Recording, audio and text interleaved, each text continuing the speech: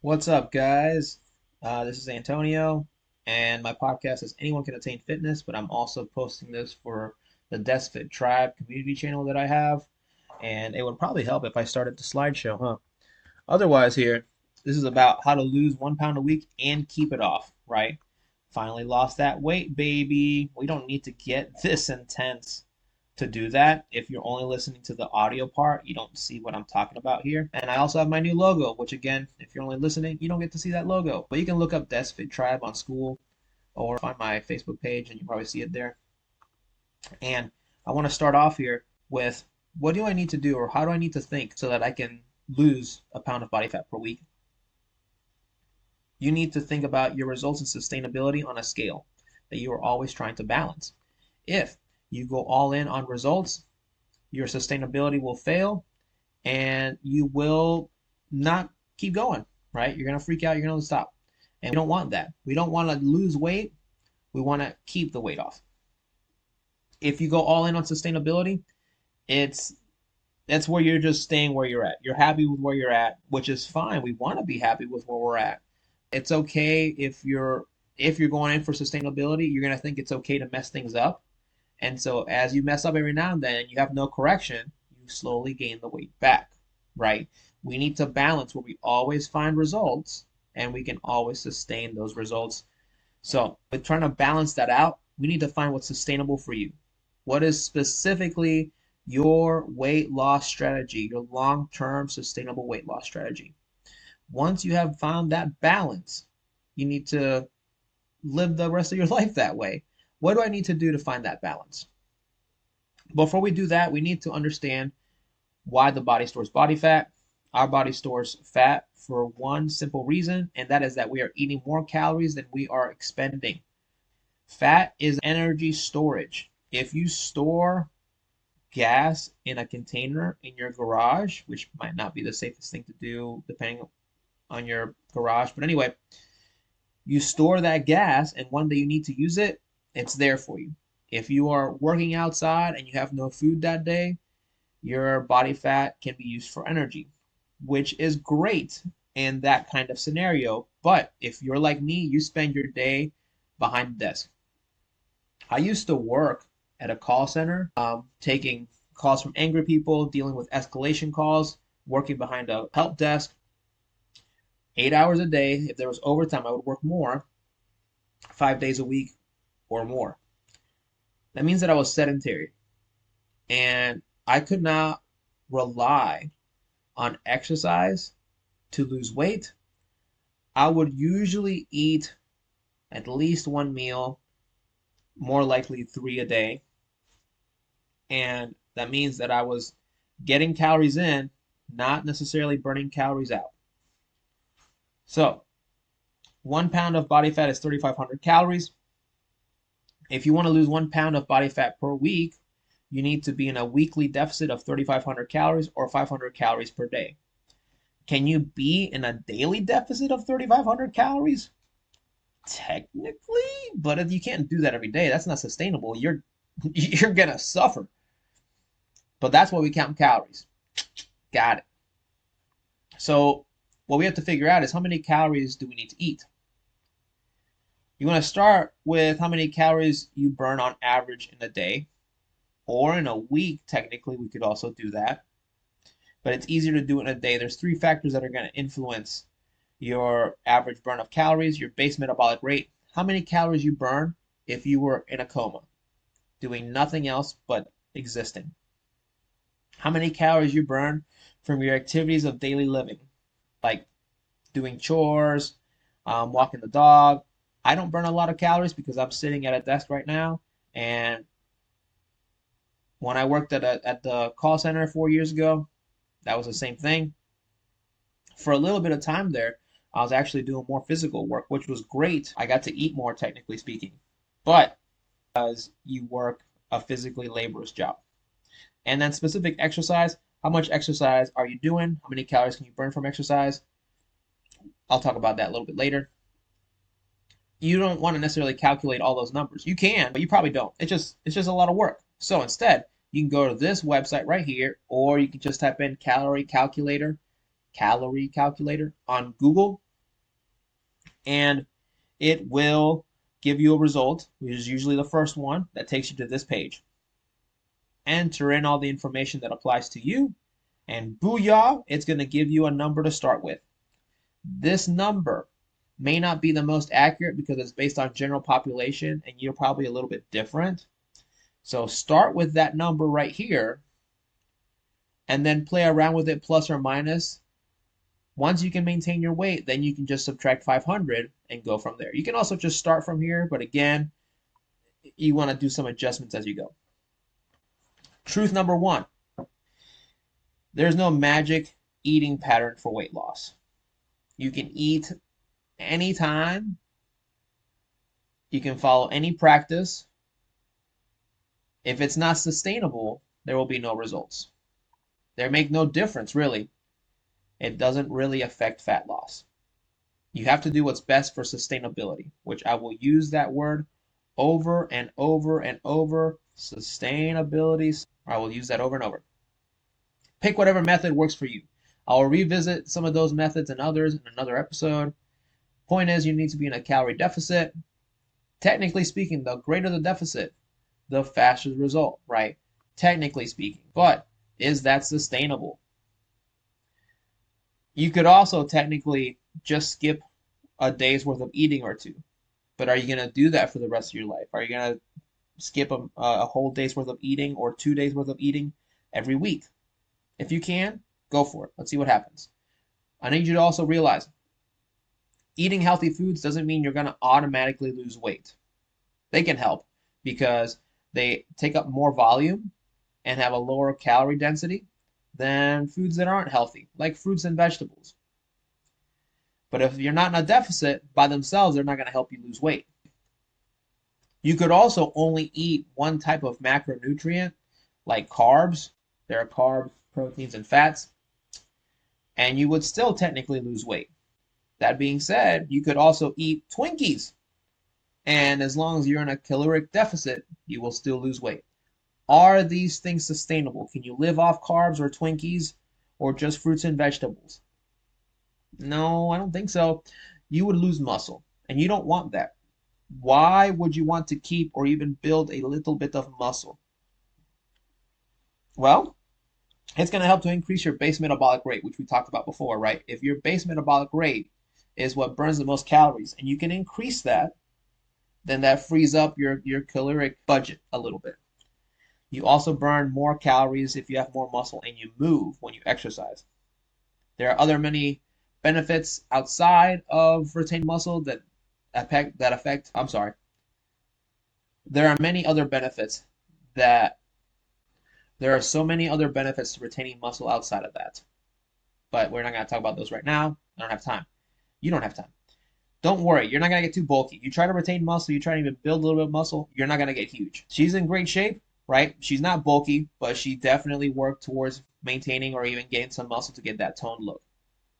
So, I talked about the macros. Your macronutrient distribution is going to really affect the success of your diet and of your look. You need to eat enough protein. Let me give you a quick little thing you can do, right? Take your goal weight. If you weigh 200, you want to weigh 150, right? We're going to take your goal weight of 150 and we want to multiply by 0.75. The rest of your caloric expenditure or the caloric budget,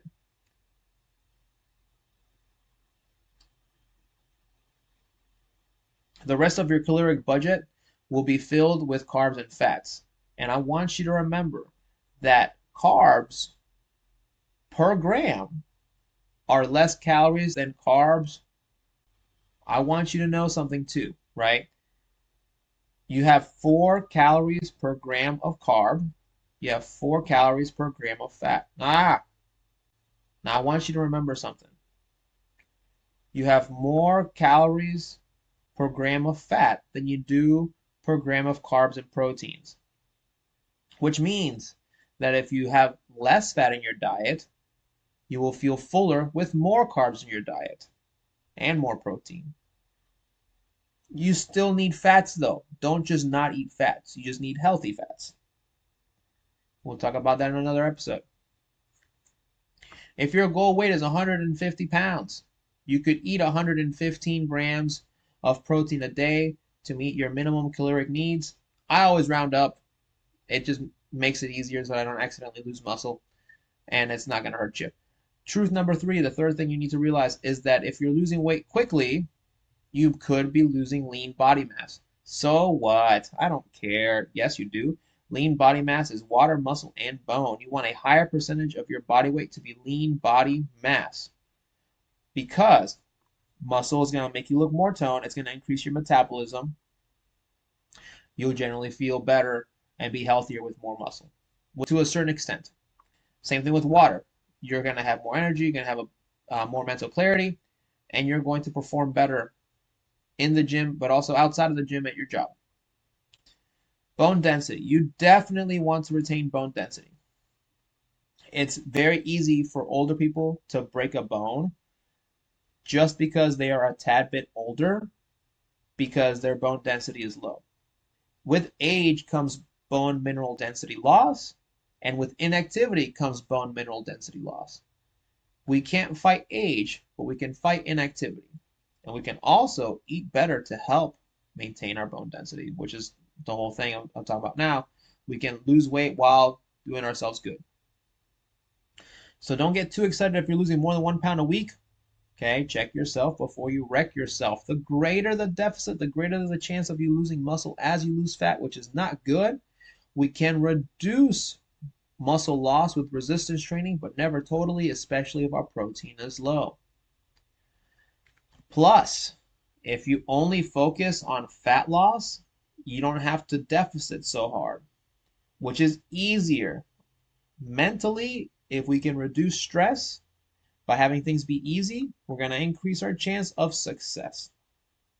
Less hunger and less need to work out hard, or at least hard often. Change the way you're measuring your progress from how much weight you're losing to how much better your clothes are fitting, how much better the actions you're taking are for your overall health, how much better you feel, because I guarantee you start eating healthier, you will feel better in all kinds of ways. What are the best methods for sustainability? I'm not going to cover all of them. It's a lot, but I will cover some of the main ways that you can sustain these new habits, actions you can start with, and how you can put those actions into place. If you're finding any of this content helpful, leave a comment so I can make more like it. What do you like or don't like? I can take negative criticism, I think. How can I sustainably do it? This is part 2. This is what's actually important to you because you probably already know you need to eat less. But are you doing it right? How do we do it? Sorry. Results-driven plans are all over the place. Results-driven plans are all over the internet. You can Google that right now. You can type in women weight loss plan or anything of that nature. You're going to get a bunch of results. Super easy. And they'll all work. But the thing is if it was just a driven plan or if it was, but the thing is, if all you needed was a results-driven plan, everyone would already have a six-pack. That's not the case. We need to focus on the how. We need a sustainability-driven plan that can deliver results. This is harder because it's not a cookie-cutter type plan, right? I can't just give you something and you just succeed automatically. What's sustainable for you is not sustainable for me or other people. So instead of trying to give you just any random plan that's not going to work well for you, I'm going to share my top methods that have helped me transform a plethora of people's bodies over the last 4 years. Number 1, you want to minimize pain and maximize pleasure. Maximize pleasure. That was weird. We are human beings. We will always want to do things that are fun, and we will always want to stay away from pain. The majority of people start to lose weight and just think, okay, what do I need to do? And then they'll do whatever random weird thing they've seen some other skinny person do or fit person do. Because it worked for them, why won't it work for me? But they don't consider the emotional component, right? Some people can starve themselves not eating 2 days out of the week, and It's good. It does them a great mental help, right? It feels good to them. Some people don't eat in a day or for a full day. The next day they engorge themselves and they undid all that work. If and when your plan to lose weight gets to the point of more pain than pleasure, you'll stop. I know you will. I know I did. I know I have. And so when you stop, you're likely going to gain the weight back because those habits were not sustainable. You're going to get back to where you were. You will have felt like you wasted your time and effort, and you'll be frustrated. It'll be harder for you to start again. Some people usually wait for the perfect time to start a plan, which is not a good idea because you're avoiding stress when you're waiting for the perfect time. Guess what? Stress is coming. And if your plan doesn't have a buffer between pain and pleasure, you'll stop, right? You can't avoid stress. Stress is a part of life. So, when you're creating your plan, first thing you want to do is start with actions that have the lowest pain to highest result ratio. If you can just eat more chicken and you like chicken and that ups your protein, it doesn't require a lot of work, if at all, and you start to increase your muscle size a little bit. Again, you're not going to be bulky, but your base metabolic rate goes up because you have more muscle. There you go. That's a really high result. So a bonus strategy for working with that pain pleasure scale is to make sure that to add more stress, that you identify your stress. If you are 7 out of 10 or higher, you want to reduce your stress first. Simple enough. You can't add more to your plate right now. Once your stress is down, you can implement more stuff to your life. Having low stress will have the biggest impact towards success. You can try exercise, taking a nap, listening to music, meditate, playing with a pet or your kid, kind of the same thing, and those things will help you a lot to reduce stress. Second thing you want to do is reduce negative feedback loops and create positive feedback loops. What's a negative feedback loop? Well, here's an example. You weigh yourself every day, right? And you're doing everything right. You realize you haven't lost weight that week. You start to talk negatively about the whole thing, and you feel bad. So, don't weigh yourself. Instead, you want to judge your progress on other factors. What are those other factors? Are your clothes fitting looser? Are you feeling better as far as your mental clarity? Are you a little bit stronger? Right? If you're taking healthy actions that you know you are, you should feel good about yourself. All that to say that if you do weigh yourself and you haven't lost weight, you might have lost body fat, but you've probably also gained muscle and bone density, which have offset your overall weight loss. So if you find that to be the case, or I'm sorry, if you don't find that you're losing weight, it could be because of those things, which means that you're still doing something right. You need to judge yourself based on those actions and other factors, and you don't want to judge yourself on your weekly results. If you were judging yourself based on the things you're doing right, wouldn't you feel more motivated? I bet you would. That's why the yes on my screen is highlighted. I'm sarcastic because when I worked at the call center, I could not be. I had to be very polite the whole time. And now that I don't have to do that, I'm going to have a little bit of attitude. Not towards you guys, just in general. Working at the call center has left me just a little salty. So here's some quick examples of how we create positive feedback loops for our clients.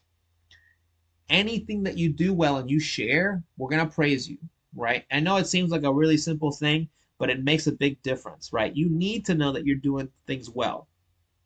If people agree that you're doing the right things, you know in your head that you're going down the right path. We need to reframe your thinking. And so when we try to reframe your thinking, we're just going to explain to you why it's better or why what you're doing is correct. I didn't lose any weight this week, coach. Well, what happened this week? I don't know. I ate how I was supposed to. I met my protein goals. No, that's great. You should be meeting your protein goals. That's great. Did you work out? Yeah, I worked out the 4 days a week like I told you I would. That's great. You know what you're probably doing is you're starting to build a little bit of muscle and bone density and you're offsetting any body fat that you've lost. Let's keep going with that because right now you're doing all the right stuff. And let's just take a look at a couple of other things to make sure everything's going right. But so far, you're doing fantastic. By reframing your thinking, you will stop beating yourself up. You will stop the negative self-talk. You will reduce your stress. We will praise you in a group. I have that school group, that community, the DeskFit tribe, and it is a psychological thing that when other people acknowledge you doing well, you feel like your status has increased, and basically you feel better. You're more motivated to keep doing what you're doing. So we can help to adopt these mindsets on your own. Once you are in this community for a while and you've been doing that for a while, you will start to think on your own positively. And once you can do that on your own, you could do that without us, without assistance from the community necessarily. You might even be able to assist others just by being a good example because you're always thinking that way, which is great. I definitely don't want people to go away, but if people can sustain it themselves, then we have achieved our goal. Third thing that I want you to do to sustain weight loss is to change how you think about weight loss. It is not an end goal, it is a lifetime goal. There's a movie that I remember watching that I really liked called Tag. I think it was called Tag. It had Jeremy Renner, Ed Helms, and it had that one guy from Mad Men and some other people. I don't know. Oh, it had Hannibal Buress. But anyway, it doesn't matter who was in it because what matters is that they played this game for 20 plus years, right? The game was so fun that they would just find excuses to play it. They were all motivated to do it, and no matter how crazy or weird it got, it was fun. When you're trying to lose weight, it's okay for things to get a little weird and wonky as long as you can enjoy the process, as long as it's fun, as long as you're always strategizing on ways to make it work, right? If the game ends, you're going to potentially sacrifice some things. I've only seen people, well, I've mostly only seen people break through to sustainable weight loss when they play that infinite type of game. And if you're trying to lose 40 pounds, you should try to think of keeping the weight away forever rather than just trying to lose it as quickly as you can. Is that the same? It's not. Once you win the game to lose 40 pounds, the game's over. What's to keep you from gaining it back? On the way to losing 40 pounds, you're going to play super aggressively. You'll be willing to sacrifice some things. And you'll be using that valuable willpower that you need to use to not lose your mind when you're stuck behind the desk. You don't want to necessarily have to rely on willpower alone. But even if you do those things and you do get to the top of the mountain and you feel great, once the game is over, you might be feeling burnt out. You might feel like you can't maintain that perfection. You'll lose control. And that's assuming you didn't quit. There's this really cool study from The Biggest Loser where following up on the contestants, most of them that lost weight gained about 70% or more of it back. Those habits, if you ever watched the show, those habits did not look sustainable for most of those people. For some people, it could be. For most of them, it was not. You need to do things that work for you. If your goal is to lose 40 pounds, change your mind frame to keeping those 40 pounds away. You'll do the same things either way. You'll eat at a certain calorie amount. You'll eat healthy foods. You'll eat enough protein. So the goals or the habits are the same, whether you try to lose 40 pounds or you're trying to keep that 40 pounds away, like Phil. Phil gets to eat spaghetti. He gets to eat cheese. He gets to eat ground beef. And you may be thinking, like, that's kind of healthy. I usually don't associate from social media and stuff. I don't usually associate pasta with weight loss. But he makes it work. He can eat a steak. He can eat ground beef. He can eat butter and cheese, and he can have 1,000 calorie meal, and he stays thin. He can go to Chipotle. Now, granted, these are great macronutrients, but this is an 850 calorie bowl. And not only did he lose the weight, he's been able to keep it off. He has made great changes to his life. And he's not stopping because he's enjoying his life and the pain is low. That's the whole point. That's what I've been trying to tell you guys. Is this making sense? If it does, drop a comment, let me know, keep watching. This method is how you'll succeed, and you can do this forever. With this approach, you'll be less aggressive, you'll be creating better habits, and you'll take small steps that will last forever. No sane person is going to try and take up an endeavor for the rest of their life where the pain scale is a 7, 9, whatever out of 10, right? You're not going to go there. Not forever. Unless you're into that sort of thing. If pain gives you pleasure, well, then you probably wouldn't be having this problem, would you? You're going to lose any weight because the actions you take to lose the weight are the same as to sustain the weight loss. Doesn't it make sense to lose the weight with the same approach to sustain it? The other way around, in the long run, doesn't work, if it works at all. You may be thinking, I'm ready, and this makes sense, but I don't know how to get going. Well, you need to break inertia. You need to do something different. It's challenging to break that inertia on your own. Use as many tools as you can to motivate you to help you, right? Podcasts can change your input and thinking, which can then change the actions you take, which can then change the results you have. I have a podcast. You might be listening to it now, or if you're watching this video, you can find Anyone Can Achieve Fitness. You could get positive, helpful tips and insights into your body without using extra time, right? Using no extra time or net, that means that you can be listening to the podcast while you're driving, doing chores, or walking. You can listen to another podcast too, as long as it's giving you helpful advice that's actionable. Great. There's going to be a link for mine as well. I'm not going to link other ones because I don't know any other ones. A friend to help you, right? Or a group of like-minded people. Right here, again, is that like-minded group of people, the DeskFit tribe. But you can also just have friends and family that think the same. And you encourage each other. You're all pursuing the same goal. Like successful people only hang out with other successful people. Fit people should only be hanging out with other fit people. It's just that everybody can be fit. Everybody can be successful as well. You want to get clear on your goals. You want to lose 1 pound a week? That's very clear. Okay?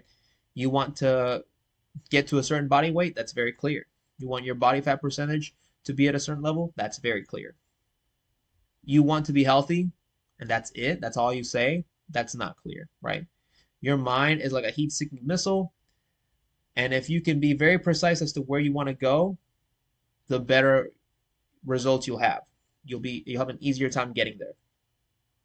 I'll also have an episode on that coming out, so keep checking.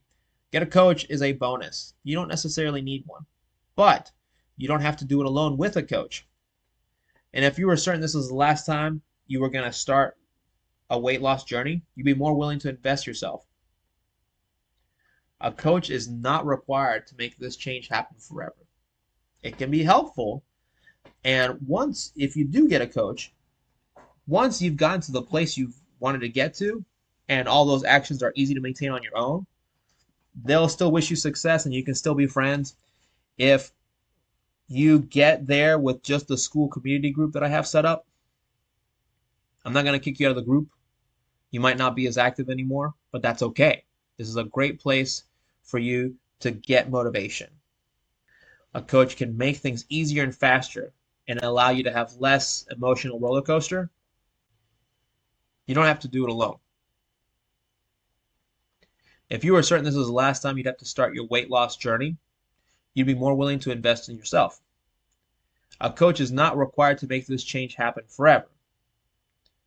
It makes it easier, faster, and allows you to have less ups and downs. And if you get the right one, they'll guarantee results for your lifetime, like I do. You may be thinking, that's great and all. How can I make my nutrition more sustainable? Well, here are 3 actionable strategies that you can do to make nutrition more sustainable from day 1. Include your favorite foods. What's the point of losing weight if you're miserable? If one of your favorite foods is Twinkies, how can we include Twinkies in your regular diet? How can we eat our favorite foods while still adhering to the science? If you want to think about it simply, if every 20 meals you only have 2 Twinkies, you'll probably do well. Only 2 Twinkies. You can't eat 1,000 Twinkies. Like, you can't have 20 meals and then your 20th meal be 1,000 Twinkies. Obviously, that doesn't work. But if you eat the foods that are less optimal 10% of the time, you'll be eating the better choice foods 90% of the time, which means you'll be doing better most by not focusing on deprivation, by allowing those favorite foods to stay in our meal plan. We won't have to fight against ourselves. We reduce our stress, therefore more sustainable. You'll have peace of mind around food, maybe for the first time in your life, because right now you might be having that issue where you're constantly fighting with yourself to not eat certain things, and then you just get, instead we allow a caloric budget. You'll move towards peace of mind around food, maybe for the first time in your life, because now you know what a caloric budget looks like. You can only eat so many calories in a day. You can allot for 150 calorie Twinkie in that day. And now you know that you can have that Twinkie without guilt if you do it right. You just have to balance. You can choose the eating style that fits your lifestyle. If you are unsure of how to eat, you can choose the eating style that fits your life. They can all work as long as you adhere to the science. I've showed you these before. Do whichever one feels easiest for you and give yourself permission to adapt. You can make changes on the daily as to when to eat, etc., as long as you are adhering to the science. Super easy. You can't be perfect, so throw that out the window. It doesn't serve you. It only limits you. It only stresses you out. I tell my clients all the time, you can still lose weight sitting on your computer all day. Working out is a benefit, but it's not necessary. My call center clients say it's adapting. They may mess up once in a while, but they don't tie it to emotion, and they hop right back on the wagon. My help desk clients say that they call it updating. They had a glitch, they needed to update the computer, and now the glitch is gone. As long as you adapt. If you are not adapting, you are feeling guilty. And when you feel guilty, you cue negative self-talk, you increase pain. There's nothing special between the people that do and the people that don't change their mindset. Just adopting new beliefs around food and weight loss is the only thing they needed to do to start their journey forever. Third thing is to put protein first. Every meal, I'm just thinking about having enough protein. It's a very simple approach. By getting your protein first, you'll feel fuller longer. You're not going to lose muscle, even when you're in a caloric deficit. Combine that with drinking enough water. I can take half of my body weight in ounces per day and drink it. If I'm 200 pounds, I'm going to drink 100 ounces of water. Boom. Just doing that, you probably naturally cut anywhere from 15 to 30% of the calories you're eating currently, just by doing that alone. So, I want you to think about this as we close out. You can do this. This cat did it. I love this cat. By having someone else cut their calories, because obviously the cat wasn't going to do it, they lost 10 pounds just by cutting their calories. This is Phil. He's a great guy. When he was much younger, he wasn't like morbidly obese. He was just a little bit overweight. He wasn't happy with this look, right? And he has since lost weight. You can't tell because the shirt's baggy, but that man is cut now. He got some definition to him, right? I've seen him work out. It's impressive. He lost 60 pounds and sustained the weight loss for 4+ years just by changing how he thinks about food and by understanding the science. None of these other people were special either, right? Look at Ari. He's ripped, right? He lost 16 pounds. Look, look, look, look, look, look, look. Look, perfect, perfect, perfect. Look, just by adapting new things. You don't need a coach. Use everything on this group and you will get there eventually. Okay? If you want to move faster, if you want to have less ups and downs, and you want to have a lifetime of sustainable guarantees of your success, you can shoot me a DM, Desk Athlete, and we'll see if we can help you with one-on-one coaching. The best is yet to come. I believe in you. You can do it. I know it can be hard to start the journey again. All you need is for someone to believe in you. I wouldn't have left my previous job and I would not have tried to be a wellness and health and fitness coach if other people didn't have faith in me.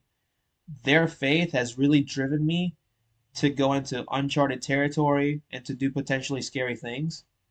And this is probably the same feeling you have. It's about a different thing, but it's probably the same feeling. You need to have someone in your corner, and there are plenty of people who love you. And if you let them be a part of this journey, you'll be able to get there, no matter how many tribulations you have. So that's it, guys. Thanks for listening.